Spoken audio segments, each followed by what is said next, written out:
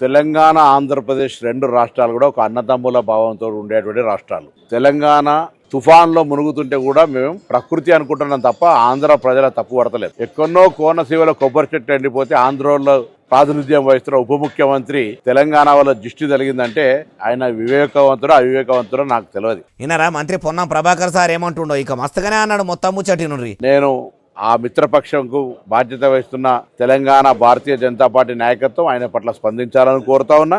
అదేవిధంగా ఆంధ్రప్రదేశ్ ముఖ్యమంత్రి గారు కూడా స్పందించాలి. బస్సుల మంత్రి పొన్నం ప్రభాకర్ సారే కాదు, సినిమాల మంత్రి కోమటిరెడ్డి వెంకటరెడ్డి సార్ కూడా పవనాల సార్ మీదకి బాగానే కోపానికి వచ్చిండు ఆ ముచ్చట గుడి నుండి. కానీ ఈ విధంగా మాట్లాడి దాదాపు 13 సంవత్సరాలు అయిపోయింది. తెలంగాణ 13 సంవత్సరంలో పడుతున్నది. ఈ సమయంలో మా తెలంగాణను అవమానపరచొద్దని పవన్ కళ్యాణ్ గారు బేషరతుగా క్షమాపణ చెప్పితేనే తెలంగాణ ప్రజలు క్షమిస్తారు. ఈయనరా కోమటిరెడ్డి సార్ ఏమంటున్నావు ఇంకా మొత్తం ముచ్చటి నుండి. తెలిసి తెలియకనే మాట్లాడిండో మరి కావాలని తెలంగాణ వాళ్ళని అవమానపరచాలనుకుండో ఏమనుకుండో కానీ దానికి క్షమాపణ చెప్తే కనీసం ఆయన సినిమా 1-2 రోజులన్నా ఆడుతుంది.